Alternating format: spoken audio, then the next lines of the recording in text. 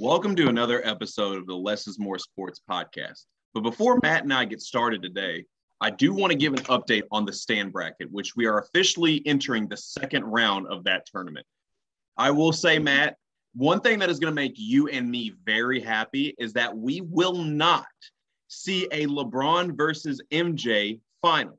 Whoa, I'm shocked by that development. Wow. I am too. I was very surprised. However, it might have a little bit to do with who I matched a certain someone up against. Because our followers know, they know. That's all I got to say is that they know. But moving on to the next round, we have Lamar Jackson, Tom Brady, Michael Jordan, Kevin Durant, Duke J.J. Redick, who you thought was a biased me pick, by the way. How many Duke accounts did you shutter in to come and vote for that? None. How many? There is no tampering. We are not the Astros. There's no tampering here. Payola, it's happening. You're paying people. I demand to see the stubs. I'm gonna have to check your books on this one. All right, that's fine. I'll pull up my phone right now and just be like, all you got? Nope, ain't got nothing here, bro. Mm-hmm. But then to round it out, we got Tim Tebow. Yeah, Tim Tebow, Floyd Mayweather, and Conor McGregor all advancing to the next round. So the completion of the stand bracket will be underway, and it should create a very exciting finish. But as for the topic of today's, do what? I can't believe Tebow made it, considering that was just a throwaway suggestion I made. But Tebow made it. Tebow's got his fans, man. I mean, Tebow's going to the Final Four. Damn it. Tebow might just win the whole thing. He needs a win. He needs something positive to go on in like a sports related area. Maybe this is his moment. This is the moment we've been waiting for Tebow to finally take his rightful place as the most hated man in America. You gotta love it. But on to today's topic. You know, Matt, a lot of what we cover on this show is all these social media narratives that we see day in and day out. And we either shed light on them to give them credibility or not give them credibility. And today, after we have officially completed, so I'll pause right there. I know we still have the Ravens and Raiders later on tonight, but majority of the first week in the NFL slate of games, we've seen enough to where we come up with some different things to talk about. We've seen enough to at least have enough to talk about today. And, I know I've seen personally a lot of these narratives that, Aaron Rodgers is washed up. Ezekiel Elliott's washed up. I mean, I'm sure you've seen others as well. Am I supposed to say what I've seen, or? I thought you were. I didn't know. I wasn't sure either. Well, it's September, so we have to get the annual Russell Wilson MVP hype until about mid-October because, that's the narrative here. Baker Mayfield still terrible. Let's not forget that. It's all quarterbacks, man. Nobody wants to talk about the good old any other position. Unless they play for the Cowboys. Unless they play for the Cowboys with Ezekiel Elliott. Who's the best right tackle in the league, damn it. What? They don't need Zach Martin anymore. They're just going to run Zeke Elliott up there every single play and just have him block, right? Right? That's the goal. Yeah, because they're going to do is pass, apparently. That's what ESPN told me, so God believe it, right? God believe that. Are those ESPN or NFL memes? Both. Both? You got the notification at the same time, too, right? Yes. It was like Ezekiel Elliott ranked to Pro Bowl as right tackle. Oh, man. That was such a good opening game, though. And, I mean, there was a narrative going into that game in and of itself that nobody expected the Dallas Cowboys to go into Tampa and even play remotely well. Right. With a quarterback who hadn't taken a preseason snap, with Mike McCarthy, who I think is still probably going to get fired before the year's out. And they came in there and they gave Tampa Bay a hell of a game. They had Tom Brady throwing interceptions he normally doesn't throw. They gave up some big plays, but that offense, and people were talking about that Tampa Bay defense with Devin White and Levante David and Ndamukong Suh. They made them look like Swiss cheese. the way they cut him up with C.D. Lamb and Jarwin and who knows who else. So, yeah, that passing attack was pretty potent for as much as we made fun of Ezekiel Elliott. And, of course, what makes the difference is you gave the ball to Tom Brady with just too much time, which is a mistake so many teams have made and a mistake so many teams are just forced to make that you really can't fault the Dallas Cowboys for losing that game. And, I think it's silly how everyone says there are no moral victories in the NFL. And I remember everyone on Thursday morning was like 40-10 Buccaneers, 35-7 Buccaneers. And for them to lead that late in the game, I think that pretty much is a moral victory for the Dallas Cowboys. Dak Prescott looked great. They had Tom Brady on the ropes. They had a vaunted defense on the ropes. Yeah, they lost. They're still 0-1, but in that division, does that really hurt? I mean, look at that division. We already lost Ryan Fitzpatrick, and it's only week 1. I mean, if you say there's no such thing as a moral victory in the NFL, I don't think you're giving the whole – you're not giving the whole league total credit. No. Because if Dallas plays like that against 99% of the rest of their schedule, they could easily win 14 games. And I mean, just be like the Stephen A. Smiths of the world who are like laughing and like, haha, disaster waiting to happen. It's like, no, that wasn't 49-14. That was a good football team with a quarterback who's eager to pick up where he left off with some questions on defense, but they played better. And it's just ludicrous for me to say like, oh, they didn't learn anything for that just because they lost in the division that's as bad as the one they're in. So that's my first big takeaway is that Dallas Cowboys, I had them making the playoffs as the last seed in the NFC. I'm probably going to have to redact that. They're probably going to win the division if they play that well. I'll say, I think it's time that we actually put respect on Dak Prescott's name. I understand the quarterback of the Cowboys is like the captain of the Yankees or the point guard for Duke basketball. It's that position in the NFL that is always under the most scrutiny because of who he plays for. Mm-hmm. Dak is a very good quarterback. And this notion that he's not, I just absolutely can't get behind. Of course, I'm looking at the offensive play calling by OC at Kellen Moore, who is a fantastic offensive mind. Absolutely loved him as a quarterback at Boise State. Obviously didn't have the talent to compete at the next level, but, that's neither here nor there. Great football mind. Going forward, I would obviously like to see them run the ball more because I think that is going to take off pressure, not only off Dak Prescott, but you gave so much money to Ezekiel Elliott, and he is one of the most talented running backs in the league. If you have him, you might as well use him. I get game plans are a little different. You're not going to want to run it down their throat every game, or especially if they're expecting you to run it down their throat every game. But so going forward, I want to see Zeke get the ball more. Mm-hmm. I think it'll just make life easier on Dak. But no, I think overall, like to my point, we need to start putting respect on Dak Prescott's name. This is a damn good quarterback we're talking about. And this, I get he plays for the Cowboys. I get you. Cowboys are one of those teams you either love or you don't. But he's a damn good quarterback. So let's stop that notion. But transitioning from one quarterback to the quarterbacks that we got our first official look at in the rookies. And I saw a post today, and I couldn't have disagreed with it more. It said that the 2 rookie quarterbacks that came off the bench showed us more than the ones that didn't. No, I disagree with that altogether because we saw limited time at the end of a game with those 2 quarterbacks coming off the bench, whereas we saw a whole game's worth of stuff to critique or evaluate with the starters. So I disagree. I'm going to throw that notion right off the bat. And, of course, we all know that when we're talking about rookie quarterbacks in the NFL, I got to talk about my son. Look, Trevor Lawrence. And I'm going to be completely honest with you. Yes, the Jaguars got absolutely obliterated by the Houston Texans. Yes, he threw 3 interceptions, but he showed a lot of promise. He made some good throws. He threw 3 touchdown passes. I'm not, as of right now, his first game as an NFL starter, I am not overly concerned about the 3 interceptions. Hell, Peyton Manning threw 28 his rookie year, and look what the career he turned out to have. So when you have a franchise guy like Trevor Lawrence, you want him to get his mistakes out early and learn from it and continue to grow and develop. But there was a lot, even though there were a lot of things to not like, There was even more, in my opinion, that I did like, and the Jaguars should be very excited going forward.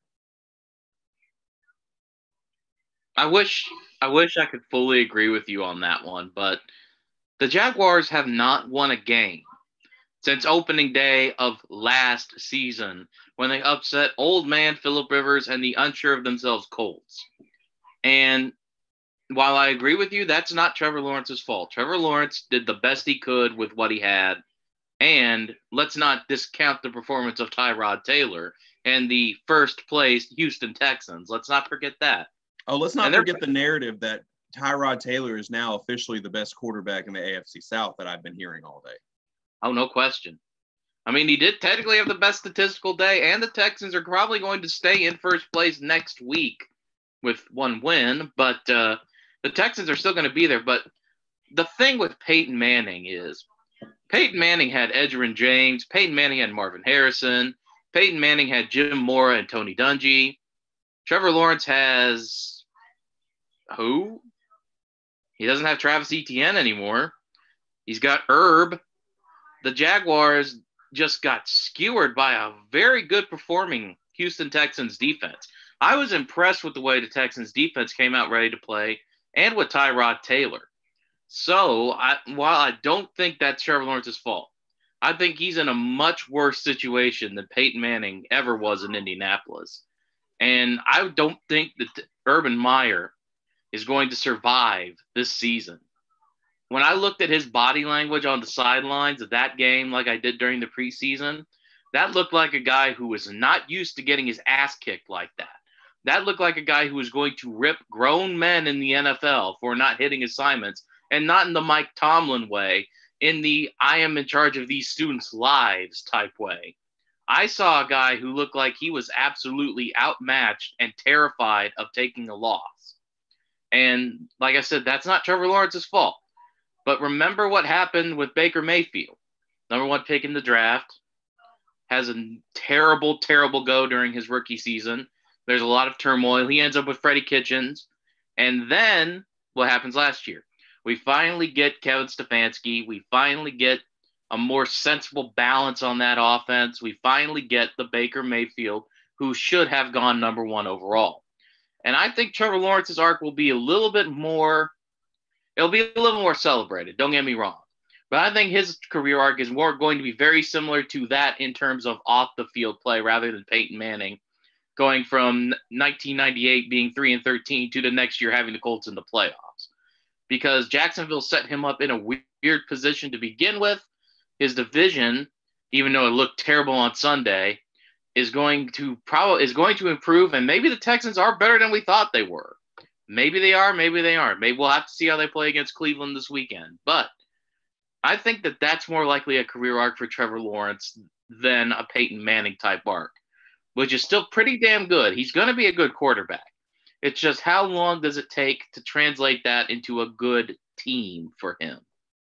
Oh, without question. I'm not arguing that Trevor Lawrence is going to have his work cut out for him. My thing is, from what we saw from Trevor Lawrence specifically, I think this is a reason for Jaguars fans to be excited that they have a franchise quarterback to build around. Now, it can go one of two ways. They can take the Baker Mayfield route, can gradually build around him, and that's where we're going to see that future number one overall pick. Or it's going to go the Andrew Luck route, where by the time you finally do build a good team around him, he's so banged up from injuries that he wants to retire. So I'm hoping for Trevor's sake that they do the right thing and they keep him healthy. Of course, playing behind that offensive line is going to be a struggle this season. And not having Travis Etienne also there, his former Clemson teammate, to at least take some pressure off. They didn't get a lot of help from the running game from Carlos Hyde or that James James Robinson. Yeah, I was blanking on his first name. I know his last name is Robinson, but such a common name, James Robinson. It is James Robinson. But the best thing that Trevor Lawrence could hope for is, remember a few years ago when Arizona was bad? Doesn't that seem like a distant memory when Arizona had the number one overall pick and they got Kyler Murray and they had Steve Wilkes? And what happened? They immediately realized this ain't working and they kicked Steve Wilkes out the door. And now what's happening? They got the young, they got the hot college coordinator with the innovative offense, and they just boat raced the Titans at Tennessee yesterday. I'm glad you brought that up because I was just about to transition to that because this will be a hot take for a lot of people, but I think the Cardinals look like the best team in the league this past. Oh, if we're just going off week one. Yes. I mean, DeAndre Hopkins is playing out of his mind. You've got Chris Jones with 3 sacks in like the first 5 minutes of the game. Everyone was talking about how the Julio Jones, A.J. Brown offense was going to be a juggernaut, and they only scored 13 points on a team that a lot of pundits had like in last place in that loaded NFC West, an 8-9, 9-8, 7-10 type ball club. And they look like they could play in the Super Bowl tomorrow with just a crushing defense and Kyler Murray just playing out of his mind. But he does this in the first 10 games. He did this in the first 10 games last year too and kind of trailed off. So what matters is how consistent will those Cardinals be a little bit down the line. But right now, I would not want to encounter those Arizona Cardinals. I think last season, a lot of the issues with the Arizona Cardinals was that they plugged in a lot of new pieces like a DeAndre Hopkins, et cetera, et cetera. Having a full offseason to work together, I think you're not going to see as many glitches as the season goes on because they have that extra time to prepare with one another. I think towards the end of last season, you started to see the miscommunications come out and the differences that they had not having a normal offseason with the COVID, those all started to come out later on in the season last year. But oh my gosh, they looked so good. And I'm gonna go to the Tennessee Titans real quick because like you alluded to, all we talked about this offseason, Julio Jones. Now we pair him next to A.J. Brown. Man, Tannehill's got 2 great receivers to throw to. Not only that, it's going to open up Derrick Henry. And I didn't disagree with that. However, being a Colts fan, I know you will agree with what I'm about to say next. We have seen this before. A team will pay too much money to offensive players. What will happen? They will not have enough money to pay either the offensive line or the defense. Tennessee's defense last year was very suspect. It had its moments where it looked very good, but it had its moments where it didn't look very good. And that is what we saw last night or yesterday during the day. Yeah. Is that very bad side of that Titans defense came out. And that one play that just sticks out to me, Matt, is where Bud Dupree actually gets pressure on Kyler Murray. He rolls out to the left. Oh, he makes a little juke move here and there. And all of a sudden, he's got 2 Titans defenders running into each other. And then he hits, shout out to Trinity grad Rondale Moore on a little flank pass down close to the sideline. Woo, just gives me chills thinking about it, man, because that Kyler Murray, I watched him in high school. I watched him, at A&M and then through Oklahoma. And I have always been a big Kyler Murray advocate. That kid is something special. This is a guy that could have potentially been a star player in baseball as well. He went number 5 overall by the Oakland Athletics, and I think have been an all-star shortstop for the Athletics. But he chose to go the football route, and he is just a special kind of athlete that we have not seen or that we do not see often. So I loved what I saw from Kyler Murray, and a good friend of mine, Jacob Klukas, he predicted Kyler Murray to win the MVP last year. I think the odds of him winning the MVP are much greater this year, especially with the week 1 performance that he had. Them Cardinals are coming, man. Well, are you ready for my first hot take of the day? Because here's one that may shock you. Okay. We've been spending all this time praising the Cardinals and, how tough the NFC West is and all that stuff. But Les, I got to tell you something. This year's AFC South is going to make last year's NFC East look like a gauntlet, judging from what we saw yesterday. Because like you said, the Titans have a lot more problems than we considered. The Jaguars and Texans were supposed to be bad anyway. And Indianapolis, it wasn't Carson Wentz that let them down yesterday. It was the secondary and it was the offensive line, which is supposed to be the strong suit. And if those units on the Colts and Titans play like that, hell, you may only have to win 8 games to be in the playoffs as the division champion because the AFC South plays a brutal schedule and they have to beat up on each other. I honestly think that it'll be the Colts or the Titans will limp in as a division champion under 500 at this point. I have no problem admitting that. I'm going to be completely honest. As much as painful as that Colts game was to watch against the Seahawks yesterday, I'm going to tell you why I'm not as concerned as some Colts fans may be. Yes, our secondary looked bad. We're Bo also Pete. with we're also without Xavier Rhodes, who is a big part of our secondary, and Russell Wilson is Russell Wilson. Look, this is a top 5 quarterback in the league. You're going to have to live with him just getting his. That's just the reality that we live in. Also, Tyler Lockett is one of the most underrated receivers in football, period. Period. Yes. And as for the offensive line, we all know that Quentin Nelson is the heart and soul of that bunch. Being that he was almost rushed back, he probably was still trying to get his feet under him, yada, yada, yada. So I'm not overly concerned long term, but it's definitely something you want to take note of now. Now, Les, would it change your mind if I told you I just got a notification that Braden Smith is out for the next 6 weeks? No, yeah, now that's concerning. But that's Because a full-blown injury. That injury is concerning. Next week, you've got Aaron Donald, who's going to be trying to get to Carson Wentz. And that Rams, we'll get to the Rams in a minute, but the Colts, the Titans, and the Jaguars are all going to start 0-2. And the Texans, I believe, are going to stay at first place with 1-1 as a record. So I really have a hard time thinking. Now, I agree with you. It'll get better down the line. Yeah. And if anything, my big takeaway from that Colts game is that Wentz looked pretty damn good. He hit Zach Pascal on a few really good passes. He hit the tight ends a couple times on some key third downs. But that offensive line, he just did not have any time to create plays because Carlos Dunlap was in his face or Poona Ford was in his face every single play he got. I know, hook 'em horns. It's a tough call for you, I know. But he just had no time to develop any plays. And the Xavier Rhodes injury is really what did it. And because when you're starting a guy named Bo Pete as your starting cornerback and you're relying on the safeties like that, like against a Seattle team that's got such speed on the outside, like we said, and Tyler Lockett and the muscles of DK Metcalf, it's just very hard to slow down a team like that. But there were a few plays. I mean, Darius Leonard did force a fumble. DeForest Buckner had a couple great sacks. So, I mean, the pieces are there. It's just how will the offensive line hold up, especially when you have such a tough schedule just right out of the gate. I mean, we talked about the Titans defense doesn't look as good, but you still got the Rams. You still got the Ravens who bring pass rushers of every shape and size at you, every kind of blitz package. So, like I said, I thought the Colts would start with a pretty bad record and make it into the playoffs, and I'm sticking to it because Tennessee doesn't look that much better.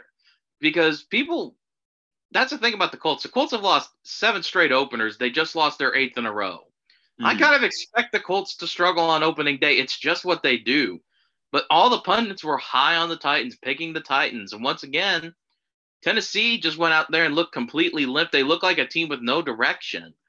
And if that stays put, because the Titans have an even worse schedule than the Colts, because they have the other first-place teams, then, it may take 9-8, 8-9 to get into the playoffs. So it's weird to taper your expectations to just finish 500, but in a division like this one, that could be the key to doing it because you're all playing the NFC West. You're all playing I forget who the other interdivisional matchup is. The AFC East. So I mean it's going to be a tough road for all of those teams, and it's really just going to come down to who figures it out first. No, absolutely. And personally, this might sound biased, but I'm a lot less concerned watching the Colts than I was watching the Titans, to be completely honest. I think they just, like you said, they have absolutely no direction out there after week 1, and they have to completely go back to the drawing board and adjust their game plan. Now, the Colts, I'll touch on Carson Wentz, and then I think we can move on to, I think that'll be all I have to say about them. Carson, what I'll get out of him is he played a little conservative, but again, like you said, offensive line breakdowns, yada, yada, yada. But he played a lot of real conservative, had a lot of checkdowns to Nyheim and Jonathan Taylor. But I also expected that he didn't play in the preseason. He's still injured. He's still injured. So still getting comfortable with everybody. So he's going to take the unrisky passes and then resort to the checkdowns right now. But I expect him to air it out more as the season goes on. Plus, when T.Y. comes back, that'll help as well. But Moving on to the team that the Colts are going to play next week. Not because the Colts are playing them, but that's because they also looked very, very good last night against the Bears. And Matt, on a scale of 1 to 10, how much happier does Matt Stafford look now that he is out of Detroit? About 1,000,000 out of 10 because, man, he was playing with – when I looked at him, I don't even think I had seen Matt Stafford smile before. And he's running down the field smiling, waving happily, and I'm like, yeah, this isn't good for the other teams in the NFC because he's a great quarterback. People forget because he's only made one Pro Bowl. He's been stuck in Detroit his entire career that he's still the fastest quarterback to like 45,000 yards. And he's done it in 145 games. And now you're sending him to be with Sean McVay. You're giving him Aaron Donald and Jalen Ramsey on the other side of the ball. You're giving him old man, but still pretty darn athletic Deshaun Jackson. This is a rejuvenation that I think could be on par with what we saw from Brady last year. And I mean, it's funny because they're not really comparable. If Tom Brady stayed in New England last year, they would have still won games. If Matt Stafford's still in Detroit, Matt Stafford's probably having back surgery right now because he's been sacked 98 times. But I think he was playing with exuberance. He was taking shots down the field. He looked like a completely different human being who could play like 10 more years in the NFL. And like I said, that's bad if you're a fan of Tampa Bay or Green Bay because, man, if he gets hot and he plays like he did with those good seasons with Calvin Johnson, with the weapons he's got now, with the offensive scheme he's got now, with the number one defense in the league, it's not going to end well for those Arizona Cardinals we talked about loving so much because it's going to be interesting because he's a happy mind affects a lot when you're talking about a quarterback because it's like we say, if you change your mindset, if you change a lot about who you are and with an arm like that, if you're in a different state of mind, no worries and sunshine in LA, you never know. That could be a potential Super Bowl team right there with a number one defense and a decent enough offense to make you do a double take. And I'm morbidly curious to see how they dial it up on the East Coast against the Colts on Sunday. So I'm looking forward to it. He looks 10 million times happier. And I mean, I know people can say all they want about, he did have weapons in Detroit, but still, I don't think he had the kind of coaching staff that he does in LA. So I'm interested to see it. I'm going to touch on that number one defensive statement later in the podcast. That's why I've been rubbing my beard because I'm thinking because there might be another team that has something to say about that. But we'll stick to Mr. Stafford and the LA Rams for a second because when I tell you that opening play action pass where he hits Van Jefferson deep down the field is when I knew exactly that my prediction was right. That all Stafford, I have been saying since the time that he got drafted to Detroit, that Detroit has a gem and a quarterback. They just cannot mess this up. But like they always do, they find a way to mess it up. Stafford, as said by head coach Sean McVay in the offseason, is a bad MFer. And he showed it in the opening game yesterday. And that first touchdown to Van Jefferson, it's just, wow. Stafford has arrived in LA and he is the guy. People forget he's only 33 years old. It seems like he's been in the league a lot longer and that he should be closer to Aaron Rodgers and Tom Brady's age. Not quite Tom Brady, but you get the point. But he's only 33. He's still got some youth in that arm. And he's got the weapons and like you said, the offensive scheme to expose it. Now, the Bears, we'll talk about the team they played real quick. And what I took away from them is that I made a prediction in the preseason as well about them. I said by week 3, Justin Fields is going to be starting. Well, that's looking more like week 2 because Andy Dalton did not do a darn thing to prove to me that he needs to be starting over Justin Fields. Les, did you see when Justin Fields came into the game and ran for that touchdown? Did you see how different the body language of every Bears player was? Andy Dalton is DOA. I love Andy Dalton. He's always going to be the Red Rifle, but in this case, I mean, when you've got a guy who just by coming into the game for 2 plays, completing 2 passes, and just doing a scramble into the end zone, elevated that offense from a point where they looked like they were totally dejected to looking like they had just scored in the Super Bowl to win it. You've got to do that. I mean, you cannot sit on your hands. And the other thing, and the Colts did this a little bit too, but this isn't about the Colts. The other thing that Matt Nagy did that just drove me up a wall was 4th down. Why are you going on it on 4th down with Andy Dalton when you've got a guy who can extend a play and maybe get a penalty called? I understand going for it. What I don't understand is why you're putting in this immobile, old quarterback who's done absolutely nothing to get the ball down the field on a play like that. That's the perfect time to bring in Justin Fields and let him scramble. Let him see what he can get with his legs, not Andy Dalton. Andy Dalton isn't going to scramble for 13 yards. Andy Dalton's going to get sacked. He got sacked every damn possession. That's when you need to put in Justin Fields. You don't need to be waiting on the end zone package. And I know that that's the Kansas City school of, make Patrick Mahomes sit and wait. But Matt Nagy, you are not Andy Reid. You do not have the pedigree or the time to do that. You will be fired by week 5 if you do not win a game. And if you don't win a game and if you don't put Justin Fields in and prove you're trying, they may fire you in week 2. So I don't understand it. I understand you want to play with the veteran, but there are certain things when you draft a quarterback and you're a fan base like Chicago who hasn't had a good quarterback since maybe Jim McMahon, maybe Sid Luckman in the 40s, you got to appease them. You got to appease them, man. You can't just sit on your hands and let Andy Dalton go out there and just look as limp and lifeless as that offense did. And, I mean, you can blame their defense, too. I mean, a lot of people were critical of Eddie Jackson's play in the secondary and his refusal to tackle. But, I mean, when you got a defense that can be that good at the front 7 and you're not giving them anything to feed on because they know they're going to have to get their ass right back on the field the second 3rd down rolls around because you're just doing the dumbest kind of play calling imaginable, you're not going to win a lot of games and you're not going to keep your job. That's the bottom line. Another thing that we talk about on this podcast a lot is one of the aspects of the game that the average fan doesn't see, and that's the mental aspect of each player.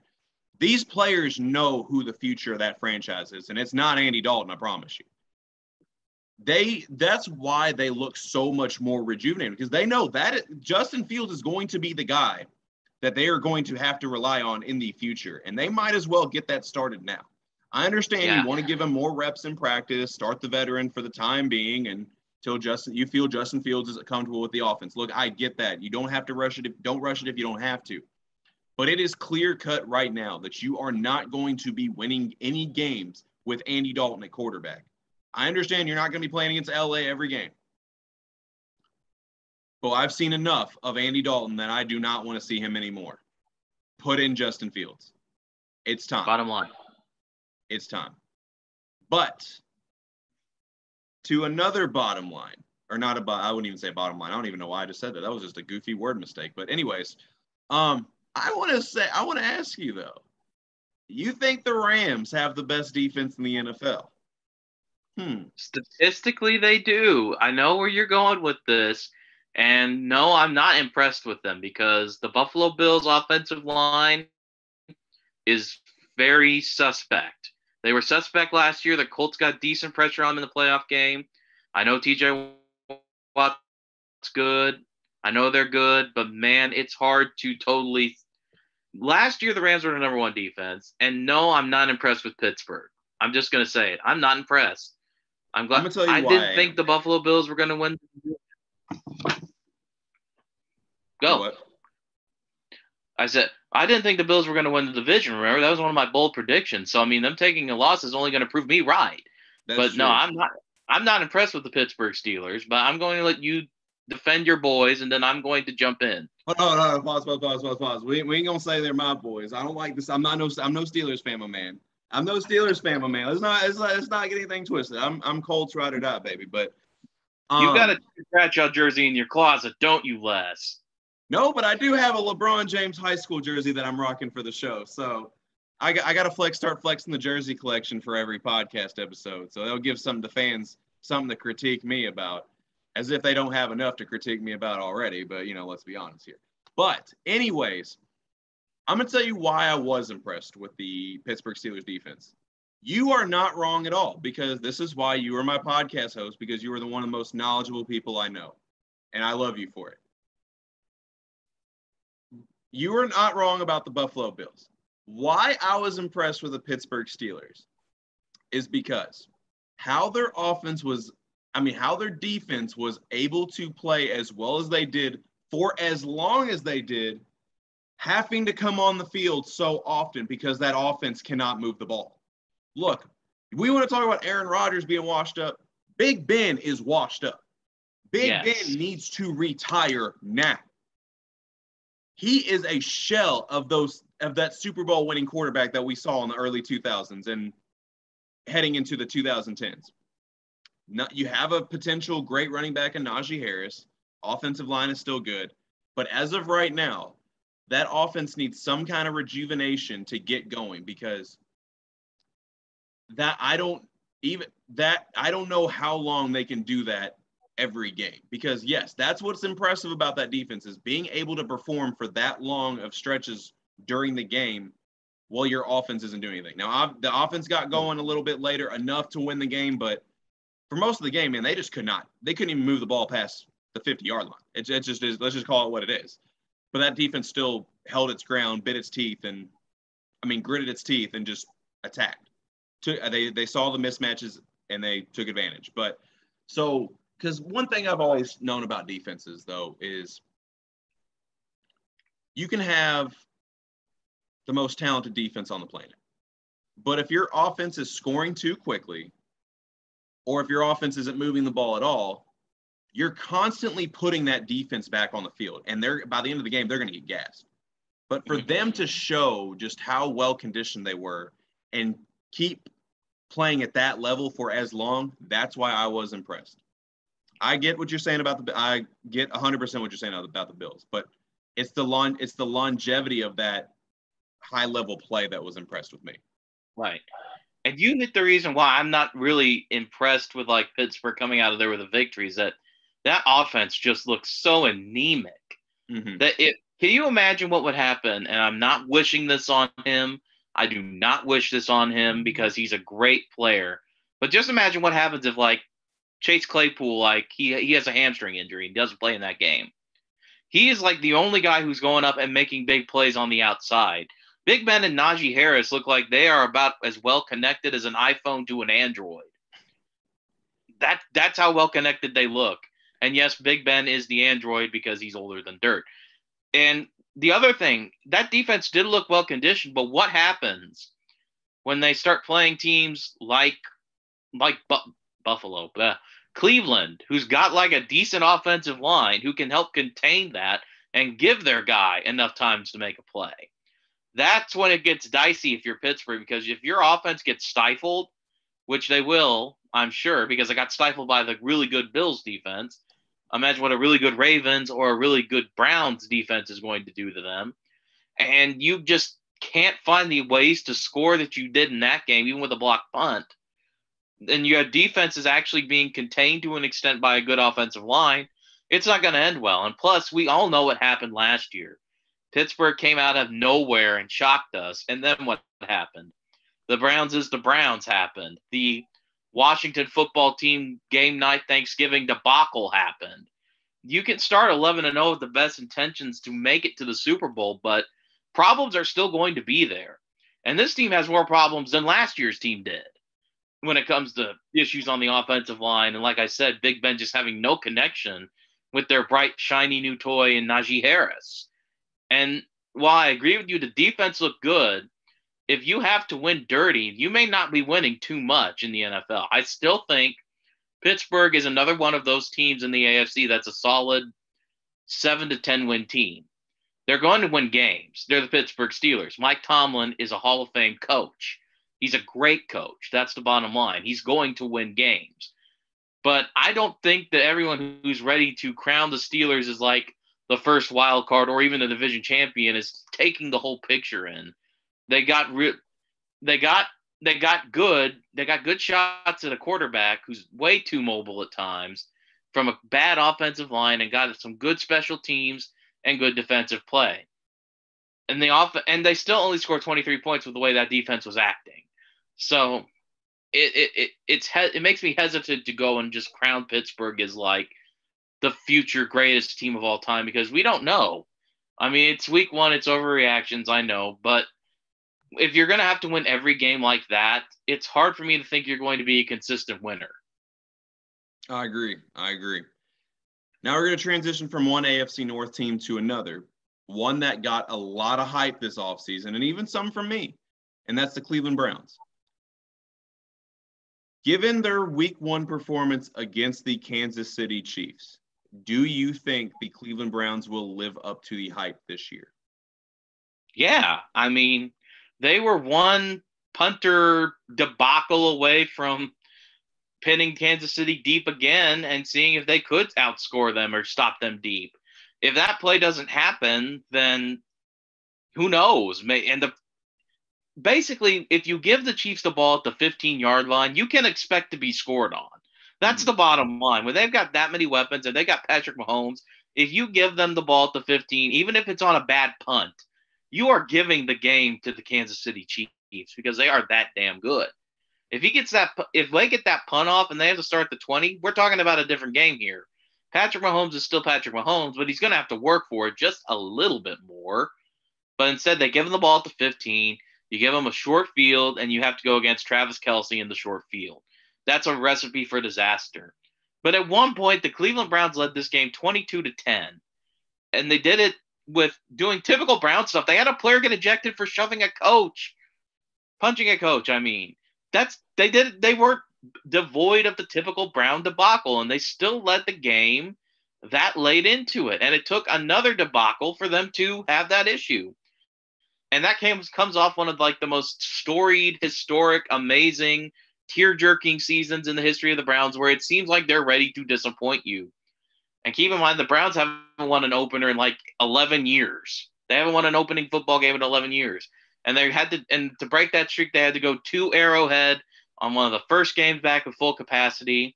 And they still looked pretty damn good in the process. So I'm not selling the Cleveland Browns hype. Yeah, I know people are ripping Baker Mayfield for that very weird, was he throwing it away? Was he trying to force a completion? Play that ended up ending the game. But I'm not selling the stock. I mean, they have a great running game. We knew that. They have good receivers. We knew that. And then the first half, they went for it on 4th and 33 and almost got it. So I'm not giving up on the Cleveland Browns at all. I think they're just as good as I thought they were. It's just that the Kansas City Chiefs are who we thought they were, and they got let off the hook. I love the little tribute to a former press conference there, man. I got to give you your props there, buddy. But I saw some highlights of Dennis Green, and I just had to go for it. The Chiefs are who we thought they were. And we let them off the hook. Exactly. But anyways, I'm trying to think of how I'm going to word this because I don't want anyone to get the wrong idea here. I am going to sell the stock in the Browns. However, not in the way that you may think. I think the Browns are going to win the AFC North. I think they'll get to as far as the AFC Championship game. However, I'm hearing a lot of Browns in the Super Bowl talk, and no, we are not making a bathroom joke on this show. However, that's a super foul. However, when you get down to it, at the end of the day, Matt, who's the quarterback at Kansas City? Patrick Mahomes. There you go.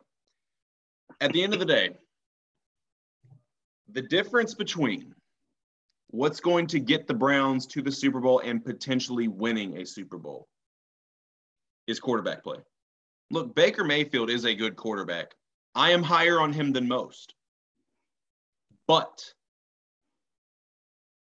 he is not as good facing adversity throughout games as someone like Mahomes. We've seen Mahomes. He's got a big deficit. So what? It's Mahomes. Who cares? And Colin Cowherd, I'm not quoting you because I know I saw your little segment earlier, but no, you're right. I'm not quoting you at all. This is my word. This is my time, Colin, not yours. But it's Mahomes. At the end of the day, quarterback play is what drives championship teams nowadays.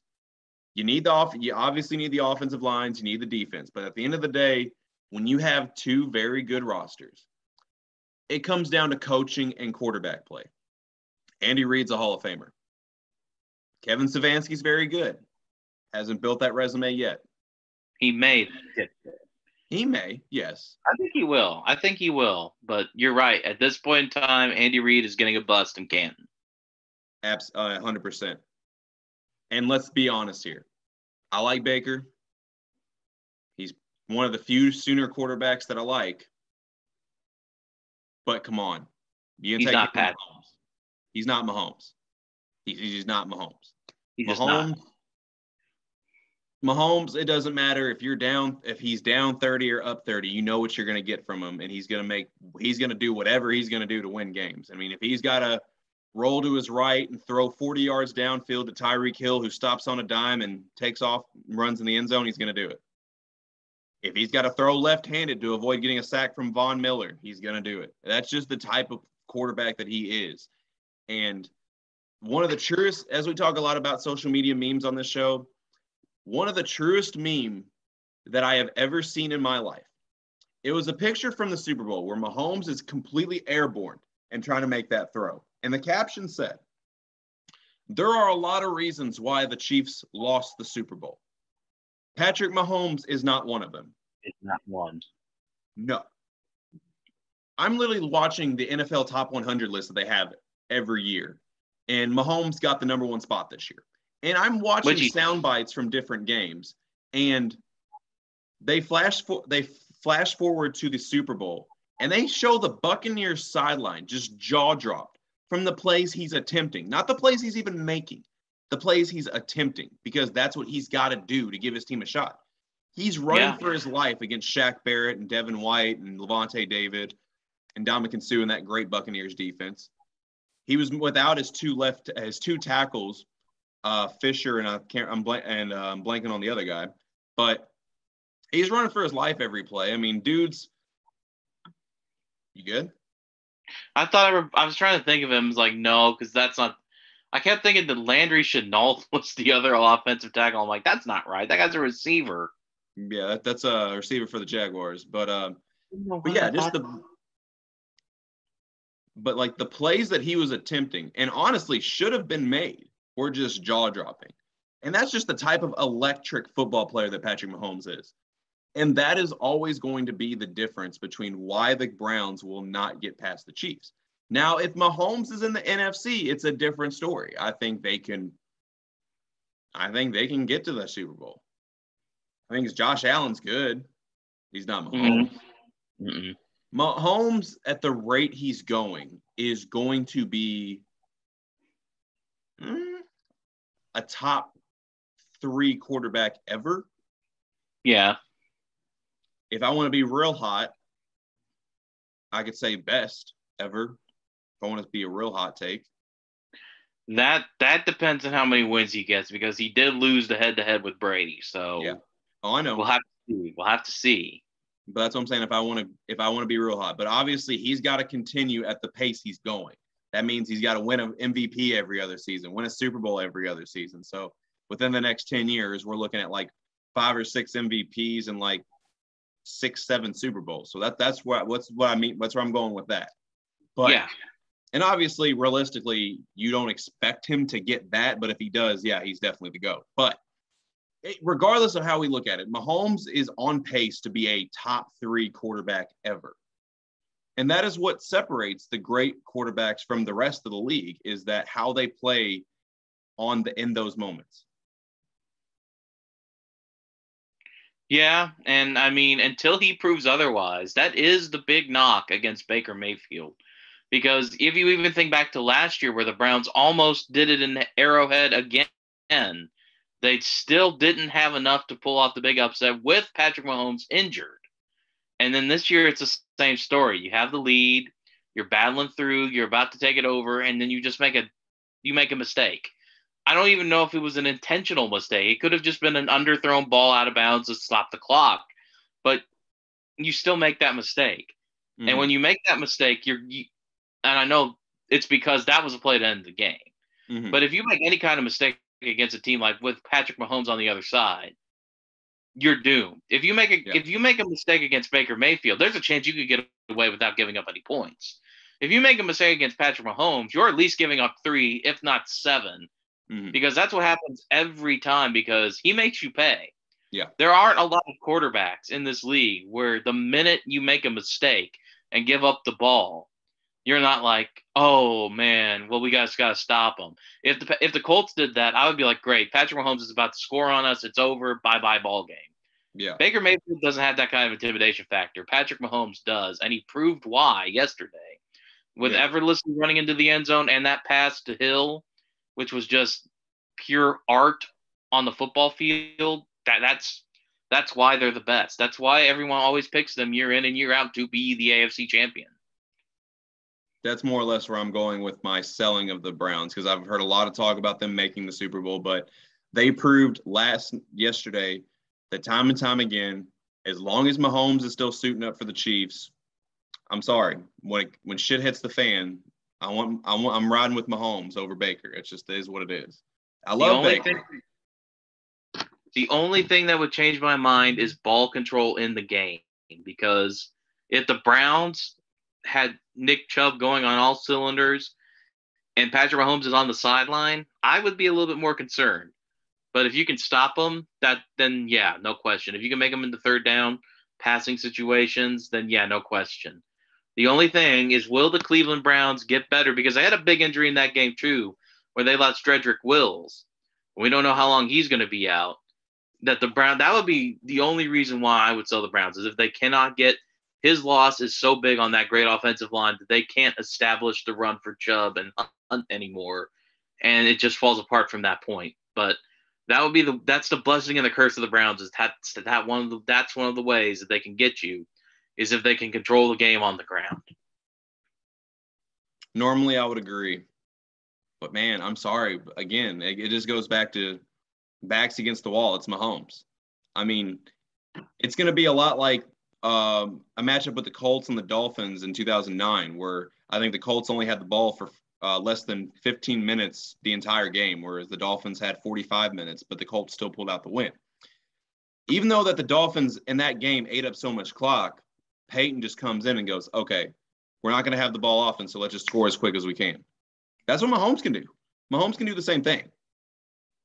I mean, Mahomes, it's like that Lil Wayne Kobe Bryant song. You don't know when you're going to get it, but you know you're going to get it. You just know you're going to get it with him. You're going to give an amazing play every game, yeah. This is a Houston team that jumped up 24 points on him, and then less than a quarter later, he's got the lead heading into halftime. And it's like, I haven't – he's the most talented quarterback I've ever seen. And that's just point blank period. I haven't seen anything like this. So that's just point blank period on him. So right. So what game do you want to go to next, Matt, that you want to talk about?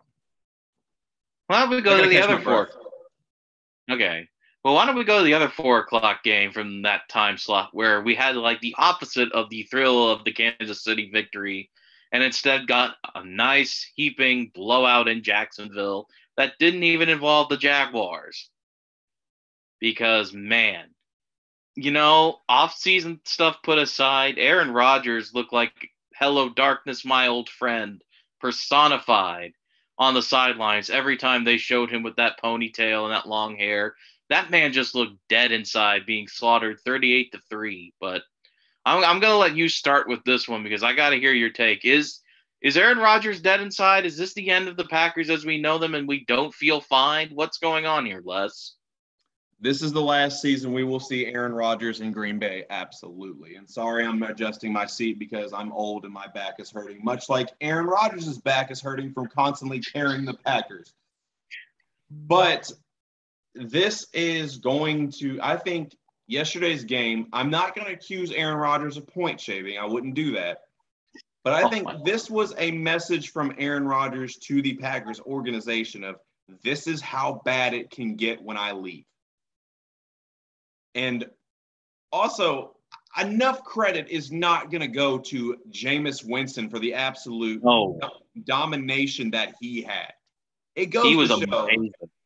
Sean Payton's system plus LASIK eye surgery equals living up to that number 1 overall pick. Because he looked awesome. I've been a big Jameis fan since his days at Florida State. And I'm happy to see that he's finally found a home to where he can finally flourish into the quarterback I thought he could. Now, I get it. That Sean Payton system is something different. It made us view Drew Brees in a different light. And in the last several seasons without Drew Brees, they were 10-0 in games he missed.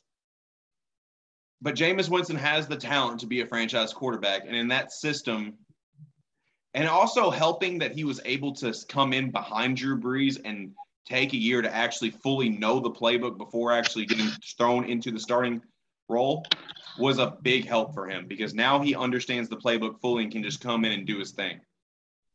And then now 5 touchdowns later and a 38-3, just absolutely. However, I don't believe this is time for Packers fans to press the panic button at all. I'm just waiting for Aaron Rodgers to somehow just come in and do the RELAX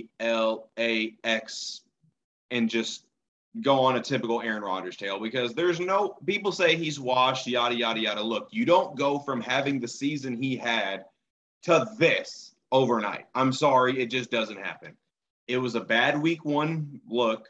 Move on, go to the next game, and just let it live. But I do think that the Jordan Love era will begin sooner rather than later in Green Bay. But Aaron's going to be back. He's going to rebound. But, yeah.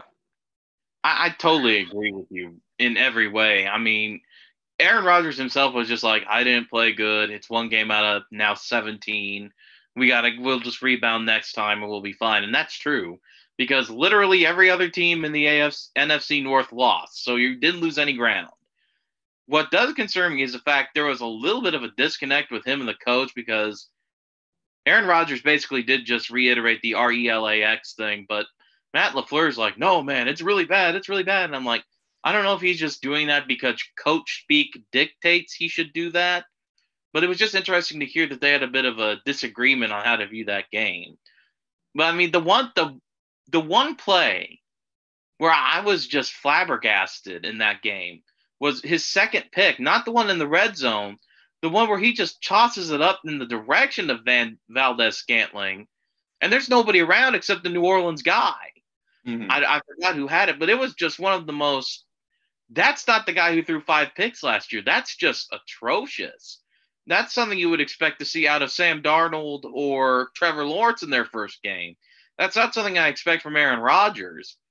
And I mean, the fact he had 2 interceptions and no touchdowns is just very strange, because even on a game where the Packers look terrible and they're not playing well, you still have Devontae Adams, you still have Robert Tonyan, and you still have Aaron Jones, and you can't even muster a touchdown, which says a lot about how well New Orleans defense played, and they did play very well. In fact, I think I might have undervalued the Saints more so than I've overrated the Packers. That's for sure. Because I still think Green Bay's fine. They have Monday night with Detroit next week. Aaron Rodgers thrives on just destroying the Lions fans' hopes and dreams. He's going to do it again. He's probably going to throw for 5 touchdowns, and we'll forget all this happened. And we also forget that New Orleans does have a tendency to do this to good teams. Sean Payton is a good coach who's usually got a great game plan. And there's an emotional element to that game, too, with the whole hurricane that's pushed the game into Jacksonville thing. You have the Jameis redemption storyline. There are just so many storylines going into this game that are going to drive the Saints to play very well. And remember last season, they beat Tom Brady midway through the season 38-3-2, and look what happened to them. Tampa Bay won a Super Bowl. So, I mean, the New Orleans Saints have a tendency to just come out and be a very good, consistent football team that if you let them get the jump on you, can just blow you out because they have a great coach. They have good weapons. They have a good defense. They have a great coach. And that was just one of those games where it happens. The other team's not playing you're not playing as well. You give them an inch and they become and they take away the victory. they eat the W. That's what happens. That's what they do because that's what good teams with good coaches do. Just like Pittsburgh, they sneak up on you because their coach has them prepared, and the next thing you know, you take the L. And Green Bay will be fine. That division yesterday especially just looked like it was going to be total and absolute mess. So I think even if Green Bay only ended up winning like 9 games or 10 games, they would be fine because I can't see many people coming out of the NFC North that would be any better. So, I mean, it'll just be interesting to see how if this does develop into something, because the Packers do have a couple tough games. I know they play the Pittsburgh Steelers fairly soon. They still have to play the teams that finish first in the division. So, I mean, it'll only be interesting to me if it happens again. It can happen once. It usually happens once to everybody. The Colts lost to the Jaguars in week 1 last year, and I was ready to sell them harder than, stock in like cryptocurrency. And they ended up making the playoffs.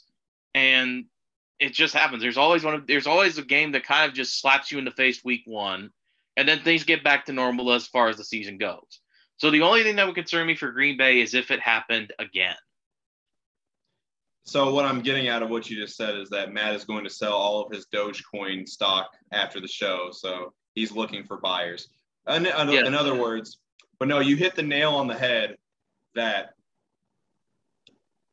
look, the Buccaneers opened last season with the same type of loss to the Saints. So like you alluded to, this is no surprise. We've seen this. They swept the Buccaneers during the regular season last year, and the Buccaneers went on to win the Super Bowl. So a loss to the Saints in the regular season, no matter how bad it looks, look, the Saints are just a great program, well coached. It's not overly concerning. But like you said, if it happens again, now if it happens to someone else, now you're going to be concerned. But what I want to talk about with the Saints is an issue that I had with everyone talking this going into the offseason. Drew Brees is retired. People are expecting the Saints to absolutely just hit the fan. I thought they were crazy. If you remember, the Saints are 10-0 in the last several seasons when Drew Brees doesn't play. I knew they were gonna be fine. I mean, they got production, and that was from quarterbacks, from a Swiss Army knife athlete by the name of Taysom Hill taking over at quarterback, to Teddy Bridgewater, and even to Jameis Winston. So it's been 3 different guys all replacing Drew Brees, and they still have the same success in winning his absence. The Saints were going to be fine. They're still going to compete for an NFC South crown, playoff spot, whatever. Probably will still win the NFC. Yeah, no. Okay, sorry. No, they're not going to win, not with Tampa Bay. But, yeah, almost. I had to catch myself there. I was about to say, that's a very hot take, Les. No, they're not going to. No, not going to win the NFC South. I literally forgot about Tampa Bay for a split second, but I caught it. So, but no, they're still going to be competing. They're going to be with Tampa in that NFC South race. So yeah, they're just a good team. They are. But I'm going to tell you who really impressed me, Matt, yesterday, is almost a couple redemption stories. One was Sam Darnold, because I've always believed that Sam Darnold is a good quarterback. The Jets just have done already more for Zach Wilson than they ever did for Sam Darnold in his tenure there. And I think teaming Sam Darnold up with Matt Rule, giving him a weapon like Christian McCaffrey, was going to be something to rejuvenate his career. And I'm going to be honest, he didn't blow you out of the water, but I think he looked pretty solid. He looked pretty good. At least he's gaining some footing and finding his home in the NFL. And I like that. But I'm going to tell you who really stood out to me, or at least from the quarterback perspective, was Jalen Hurts. We expected the Philadelphia Eagles to be bad. And he comes in and throws 3 touchdowns and then has another 62 on the ground, and making me regret not starting him in one of my fantasy leagues. I had to throw that in there. And, of course, we all know the connection he has with Devontae Smith from their time in Alabama. And Devontae Smith looked very good. It just amazed me. And I'm not saying this to discredit the way that Jalen Hurts played or anything. It amazed me how bad Atlanta looked. Mm-hmm. Atlanta looked like literally the worst team in the league. I mean, the famous image of that game now is going to be Matt Ryan like this on the ground while people are just standing over him like, oh my, is he okay? It's like you drafted Kyle Pitts, and he only got the ball 4 times for 30 yards. Atlanta just looked absolutely abysmal out there. They looked like they did not know. I really think that the Patriots stole their souls in that Super Bowl, and they've just been using them to keep their players healthy because, man, Atlanta looked flat. They looked unprepared. I mean, I did not expect that kind of debut from Arthur Smith, who had one of the more crisp offenses in Tennessee last year. And instead, they just looked flat. And Nick Sirianni, who, in spite of his many kind of interesting takes at the microphone, looked like a veteran coach up there. And I mean, Jalen Hurts played out of his mind. They integrated the new weapons very well. I mean, you saw what I don't know if you saw what Lane Johnson, the offensive lineman, said. He said that it felt like it used to feel back when the Eagles were like the Super Bowl contending team we loved and the feeders of New England. And he was like, it felt like that again. It felt like we were actually going to win something again. And I think that says a lot. That being said, I'm not going to say anything crazy like the Eagles are going to make the playoffs or that they're going to threaten for their division. But they could be a fun spoiler team to watch, a good fantasy team to watch. So I'm happy for Jalen Hurts. I really am. Because I think he was thrust into a bad situation and he made the best of it.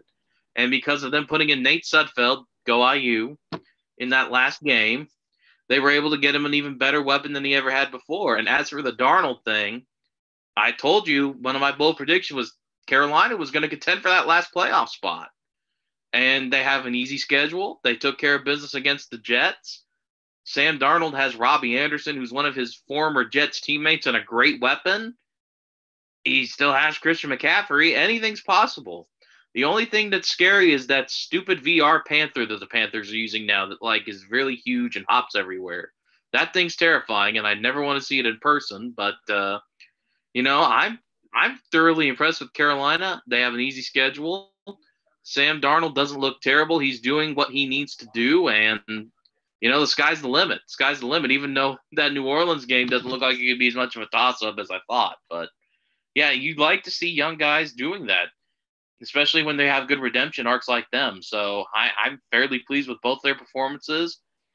The main thing that got me was how flat Atlanta looked in that game, though. Atlanta just looked miserable. First of all, don't be scared about that Panther, man. That was cool as hell. I don't like it. Scary Panther, not good. Scary Panther, very good.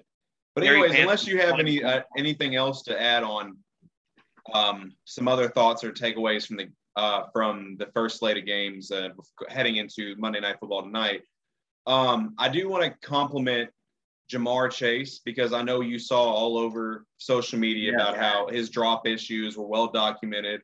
And I'm thinking, the guy took a year off from football. He's going to be fine. Yep, proved me right. Week 1 looked very good. And, of course, that connection with him and Burrow is going to be a scary connection for years to come in Cincinnati.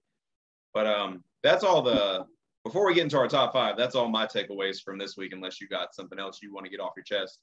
No, I'm going to get into that when we do the top 5. So I think we're going to hit them quick because we've hinted at a lot of it already. But you go ahead and start your top 5. I've got mine, and we'll just hit them real quick and see what people think. So all right. So we are heading into everyone's favorite portion of the podcast, and that is our top 5. And Matt, I want to do it a little differently today just to add a little bit of excitement. I want to say one first, and then you say one, and then we keep going back and forth till we hit that number 1 spot. But all right, that's good. Yeah. So I want to iterate that these are not necessarily things we may believe, but these are some storylines and some hot takes that we got from week 1 that would be not crazy to say could happen this year. So I want to reiterate that. So my number 5, Matt, Tyreek Hill is going to win the receiving crown. I could see that happening, really. I mean, we saw his first play. It was amazing. And I really do believe that, anytime you're playing with Patrick Mahomes and you're in Kansas City, that's definitely going to happen. So if I had to say my number 5 is going to be shocking, I think, which is that the Dallas Cowboys are going to win 14 games. They're going to be 14-3. That injury to Ryan Fitzpatrick is going to change the way that division race is structured now. Ron Rivera said they're not bringing in anybody new. It's Taylor Heineke or bust. And Dak Prescott is playing out of his mind right now. And if you can give them those 6 easy wins to start with, if they play like they did against Tampa, they could easily pick up 7 more. And I'm thinking, honest to goodness, that the Cowboys at this point could finish 14-3. That is a hot take, but my number 4 is going to go to a team that you mentioned, and I think the Washington football team is going to sign Cam Newton. And we're going to have a reunion between Ron Rivera and Cam Newton for the Washington football team that just lost Fitzmagic. All right. Well, I got a number 4. I don't know if you're going to think is crazy or not, but I really do think that in spite of the loss, the New England Patriots are going to win the AFC East. We've already seen Buffalo take a tumble against a good offensive line. I know they lost to the Dolphins, but they only lost because of an unpatriot way fumble in the last portions of the game. Mac Jones looked really good. Buffalo looked weak. The Dolphins really didn't look spectacular. Tua is trying too hard. I really think that the New England Patriots are going to walk away with the AFC East championship at the end of the season. You see, Matt, that's my secret. They're all crazy. Had to give my little marble. I know. You got to be the Hulk sometimes. You got to be the Hulk. All right. So my number 3, Chandler Jones is going to win Defensive Player of the Year. He had 5 sacks in the opening game. Let's go. I mean, yeah, you only need 18 more and you'll have the single season sack record. And I mean, you already got 5, so just keep going. Off to a great start. You're off to a great start. My number 3 is one that's really not super hot of a take, but I think it's going to happen, and that's Jameis Winston is actually going to win Comeback Player of the Year. I really think that's what's going to happen. Few guys throw for 5 touchdowns in their debut with their first team, and Jameis Winston looks really darn good. He looks at home in that offense. He looks protected in that offense. He's getting things done with his legs. I think he could honestly repeat that season he had in Tampa Bay, but without the interceptions. Really, I do. Fair enough. So as going to your Comeback Player of the Year to my MVP, I'm going with Kyler Murray. I mean, if he keeps making defenders look that bad, I mean, and the Cardinals keep winning, it's going to be hard to not give Kyler Murray the MVP. So that is mine. That one's, of course, I don't think that one's really a hot take, but I mean, based on what we saw week 1, I mean, it is pretty. It's very believable. Well, here's my number 2, and I don't know how you're going to feel about it because it involves the same division as your team, and that's that the Rams are going to beat Tampa Bay and make it to the Super Bowl. I mean, with that new innovative offensive scheme, it's a lot like what we saw last year. The only thing is there's no Antonio Brown to come out of the woodwork midseason and innovate that offense, but Matt Stafford looks rejuvenated. They could maybe trade for a better running back than Sony Michel or Darrell Henderson. Is that right? Darrell Henderson. I mean, they've already turned Van Johnson into a household name, and he wasn't that before. They still got Deshaun Jackson. They still got Robert Woods. They still got Tyler Higbee. It reminds me a lot of Tampa Bay last year. A very solid, highly ranked defense with a guy looking for his redemption arc, his second chance. I think the Rams are going to beat Tampa. I think they're going to the Super Bowl. Well, to your NFC Super Bowl representing team, to my NFC Super Bowl representing team, this one is going to be the hottest take of the day. And that is that the Packers will win the Super Bowl. And here's why I say that. Now, we all knew about my Super Bowl predictions before the game, but here's why I can make this really hot take. We talked about how the Buccaneers won the Super Bowl last year after opening up with a dismal performance against the Saints. Well, this year, the Pack opened up with a very similar dismal performance against the Saints. And of course, we all know that Aaron Rodgers is in his last dance with the Green Bay Packers. So if he is going to finish his career in Green Bay, this is going to be the way to do it. We obviously didn't get that vibe from that performance, but we didn't get that vibe from Tampa Bay after week 1 either. But here we are. So that is the hottest take I will have for this week. Are you ready for mine then? Because it doesn't sound as impressive, but I think it is. The Cincinnati Bengals are going to the playoffs, baby. Whoa. Hold on, man. Whoa. Yeah. What? The Cincinnati Bengals are going to the playoffs. And I have a couple reasons why for this one, too. That was their first win in September under Coach Zach Taylor. Joe Burrow has two. I wish the Colts had a receiving core like the Cincinnati Bengals. Because if they had T. Higgins and Jamar Chase, I would be a very happy man. Joe Mixon looked incredible against a team that a lot of people think in Minnesota that was going to be contending, not for the division, obviously, but for a wild card spot in the NFC. And the Bengals already beat them. And if the Bengals can beat them, they have a last place schedule. They aren't going to win the division. But like we said, the AFC South looks horrible right now. They play teams from the AFC South. The AFC West doesn't really look any deeper because they played a lot of bad teams. Let's be honest. I really do think that the Bengals have a shot in the cannibalism of the other divisions to make the playoffs if their receiving core plays that well. And their defense, don't forget the defense. It's still got Jesse Bates.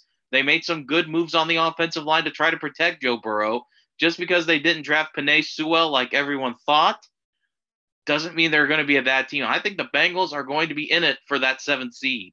I think they can win 10 games. So fans, you all think you all can make some hot takes after week 1. Me and Matt just showed you how it's done right there. So I'm going to run down the list real quick.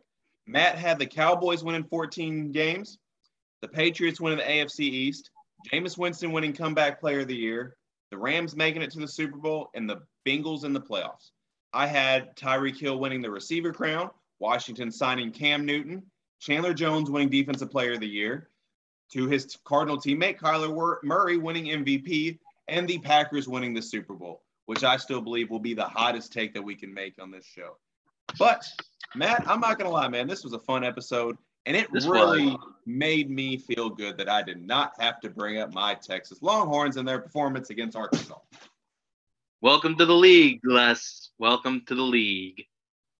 I will not get into that, but that is all the time we have for today. Wait. Before we go, who are we picking tonight? Who are we picking tonight?